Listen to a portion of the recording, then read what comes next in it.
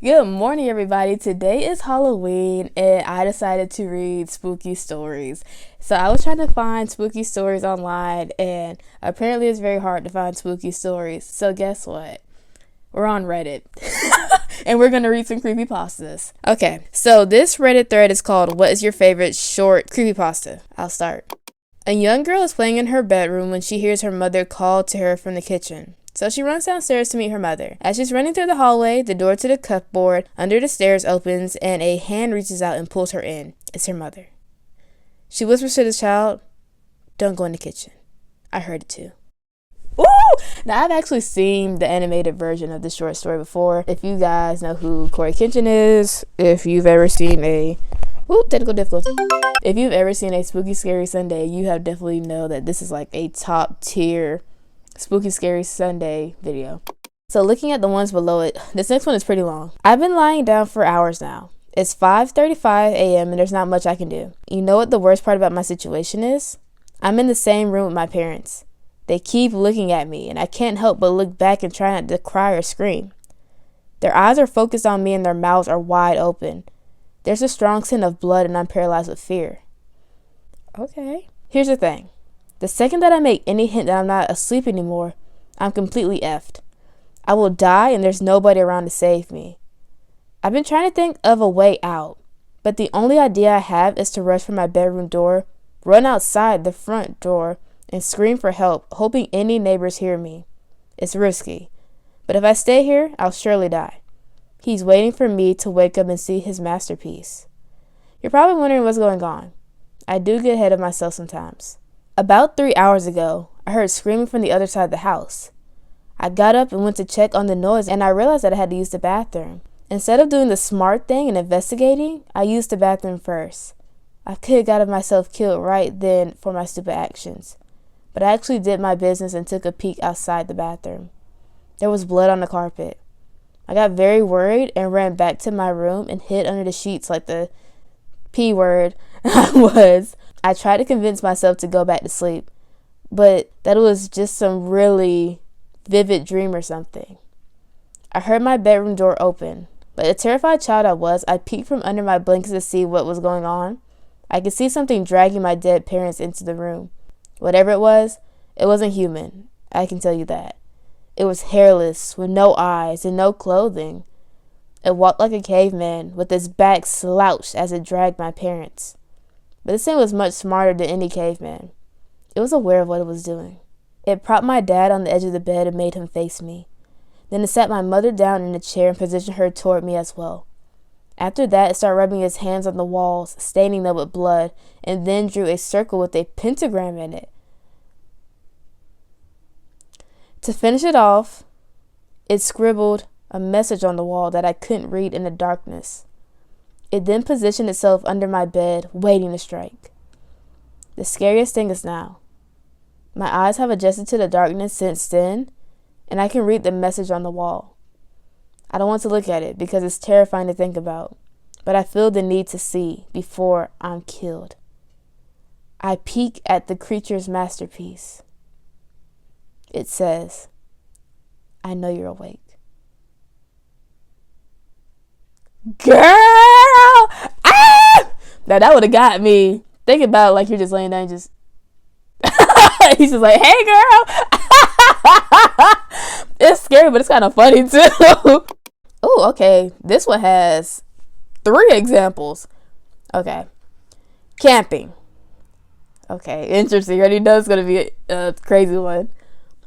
A few months ago, a friend of mine who is an up-and-coming nature photographer decided to spend a day and night alone in the woods outside of our town. She wanted to get photos of the woods and campfires naturally as she could for her portfolio. She wasn't afraid of being alone as she had camped by herself many times before. She set up a tent in the middle of a small clearing and spent the day taking pictures. She filled up 4 rolls of film on that trip, but when she went and got them developed, she saw 4 pictures that unsettled her. These 4 pictures were taken from inside the tent of her, asleep, in the middle of the night. See, the thing about a lot of creepy stories is that they're fictional. But see, something like this could happen IRL. to anyone. And this has happened. So this is like, ooh, this is a little bit too much true crime-esque and not just a regular creepypasta. This person sent another one called Leon. I'm going to say Leon C. because I cannot pronounce that last name. Leon C., assassin of William McKinley, the 25th president of the U.S., was electrocuted for his crime on October 29, 1901 at Auburn Prison in Auburn, New York. Among the personal effects found in his cell was a U.S. quarter stamped with the date 2018. The face and profile on said quarter was not George Washington, but rather a face which has yet to be identified.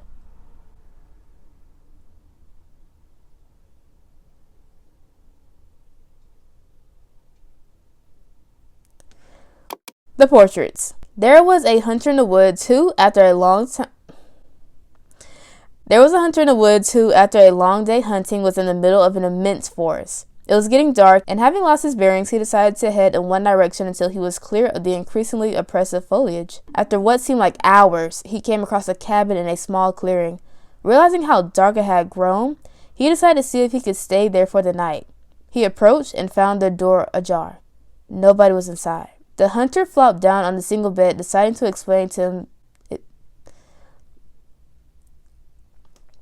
himself to the owner in the morning. As he looked around the inside of the cabin, he was surprised to see the walls adorned by several portraits.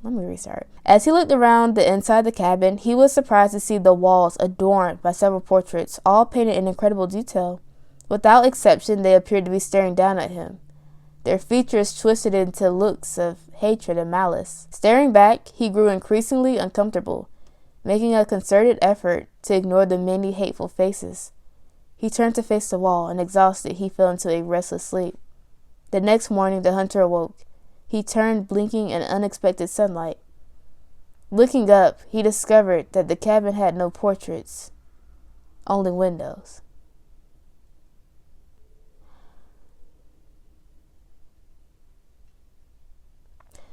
Now, don't get me wrong. I'd have been a sleepy girl myself, but it's also like, you are not that tired. How do you not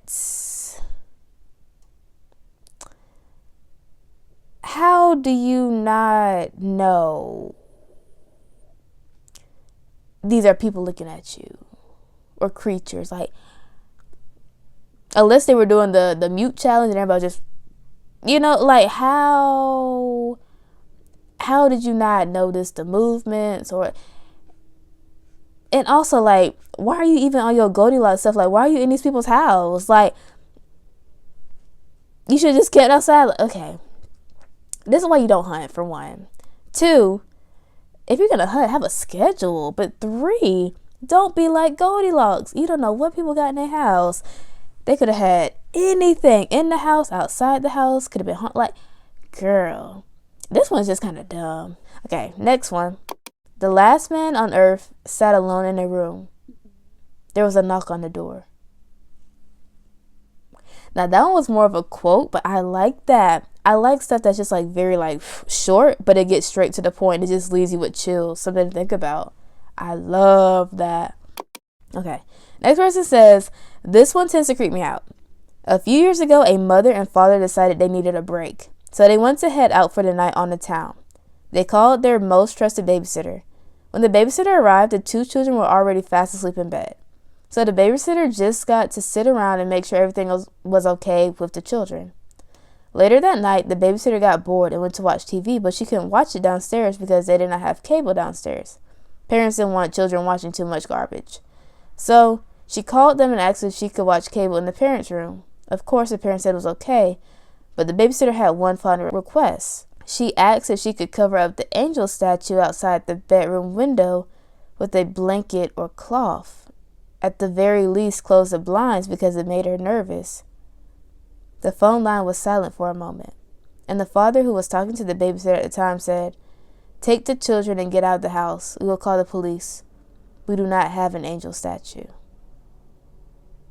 The police found all 3 of the house occupants dead within 10 minutes of the call. No statue was found. Now, see, stuff like that, that's a creepypasta, but again, it's also kind of like a little too realistic. Um, Imagine if she didn't call. But two, this creeped me out more because I'm literally standing in front of my bedroom door, and one of the decorations we have in our tree in front of my like window are ghosts. So it's like literally this big white thing like out the corner of my eye. I literally have chills because now I'm like looking at the little ghost in our tree like, oh my god, like, is that a person? Is it a person? Now that one, that's a good creepypasta.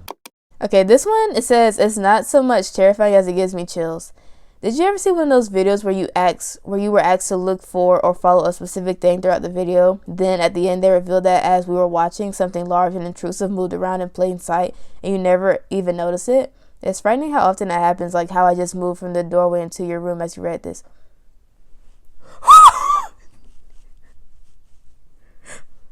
Wait.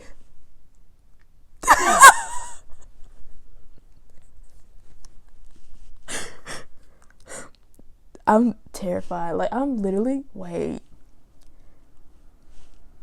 Because in my mind, when I first read that, I'm like, okay, like, this isn't a creepypasta, but, like, I was about to explain, change blindness, situational blindness, the whole psychology thing where, like, you focus on one thing and then something else is revealed. I was not expecting that ending. That gave me chills. And usually I lock my door, but I have it unlocked right now.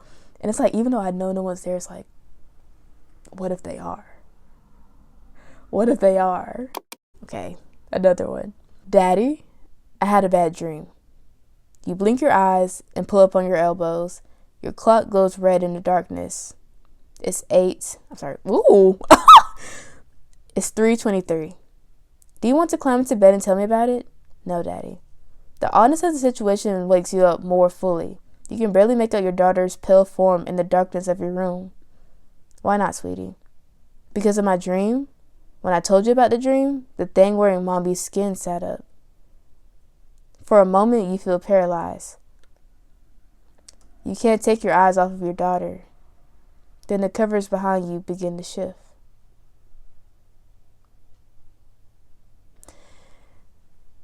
That one is powerful, but it's also like, okay, the little girl Loki set him up, because it's like, if in the dream you told him about the dream and then this happened, why would you tell him about the dream? Like, wouldn't you just want to like rewrite history a little bit? She did not eat on that. I have a favorite that I haven't seen copy pasted as, okay, La Nuit. In France, a young ambient musician by the name of Charles undertook an interesting new project. He was going to record the sound of himself sleeping and release it under the name La Nuit, the night.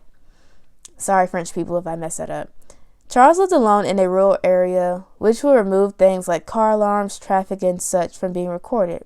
He planned his project for many months, acquiring the sensitive equipment to capture all outside noises as well as his own during sleep. Finally, on the 27th of September, he decided to execute his plan. He set up all his equipment and fell asleep at midnight.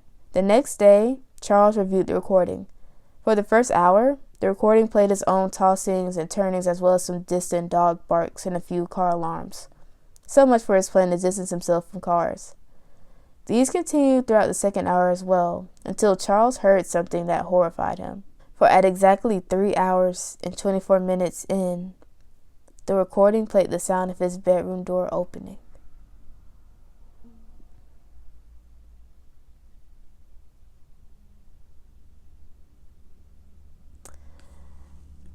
See, I don't like them.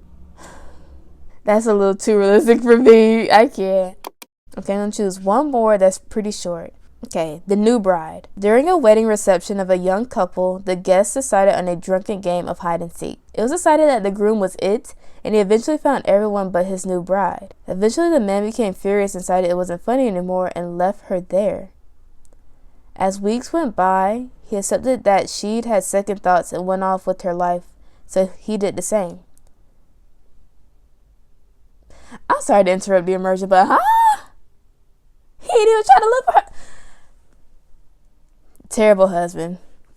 Terrible husband. Like, y'all haven't even been married an hour and you're already failing as a man. Okay, sorry. A few years later, a cleaning lady dusted off an old trunk in the attic of the building where the reception had taken place.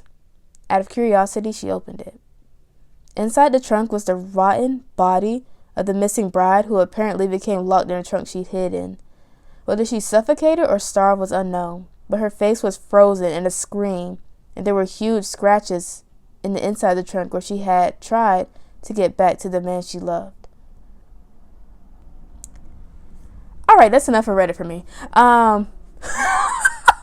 It was. Let's talk about that last one. Terrible husband, but like, imagine someone at the wedding had to do it to her, right? That makes no sense.